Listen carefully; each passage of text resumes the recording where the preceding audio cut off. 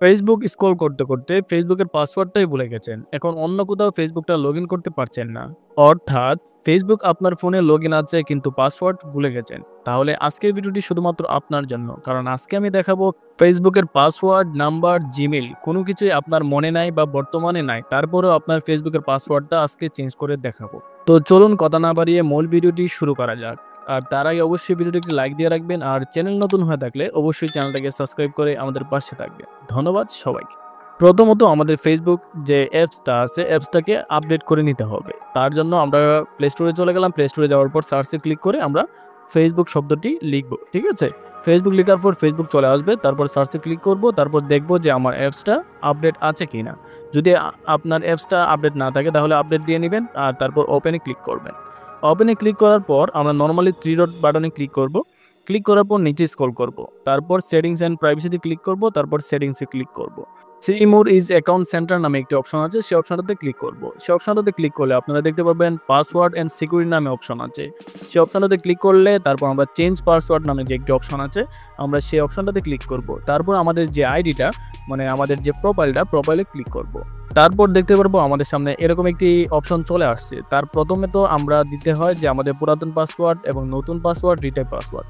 মানে আমাদের পুরাতন পাসওয়ার্ড দিলে তারপর আমরা পাসওয়ার্ডটা চেঞ্জ করতে পারবো। তবে এখন বর্তমানে আমাদের তো কোনো পাসওয়ার্ড আমাদের মনে নেই। তাহলে আমরা কি করব?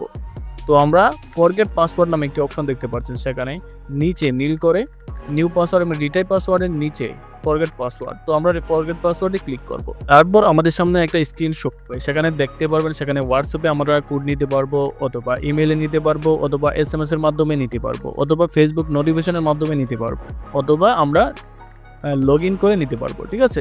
তো আমরা কি করব? আমরা মূলত ফেসবুক নোটিফিকেশন যে আছে আমরা ফেসবুক নোটিফিকেশনের মাধ্যমে নিব। তার কারণ হলো আমাদের মোবাইল লাগবে না, আমাদের নাম্বার লাগবে না, আমাদের জিমেইল লাগবে না। ঠিক আছে? তো সেটাতে দেওয়ার পর নেক্সট বাটনে ক্লিক করব। তো আমরা একটু সময় ওয়েট করব। দেখতে পাচ্ছেন উপরে চলে আসছে আমাদের কোডটা। তো আমরা কি করব? কোডটাকে কপি করে নিব অথবা মনে রাখার চেষ্টা করব। ঠিক আছে? মনে করে তারপর এখানে লিখে দিব। ঠিক আছে? যে ডিজিটটা আসবে সেই ডিজিটটা লিখতে হবে। এই যে আমি যে ডিজিটটা দিয়েছি সেই ডিজিটটা কিন্তু আপনারা দিবেন না, তাহলে কিন্তু হবে না। ঠিক আছে? তারপর নরমালি দেখতে পাচ্ছেন নিউ পাসওয়ার্ড দেওয়ার জন্য বলতেছে। ঠিক আছে? তো আমরা কি করব? সেখানে আমি নতুন একটা পাসওয়ার্ড দিব। যেই পাসওয়ার্ডটি আমি এখন মনে রাখার চেষ্টা করব। যেহেতু আগেরবার আমরা ভুলে গেছি, অবশ্যই এই পাসওয়ার্ডটা মনে রাখার চেষ্টা করবেন। ঠিক আছে? এমন একটি পাসওয়ার্ড দিবেন যেটি আপনার মনে থাকবে। ঠিক আছে? তারপর নেক্সট বাটনে ক্লিক করবেন।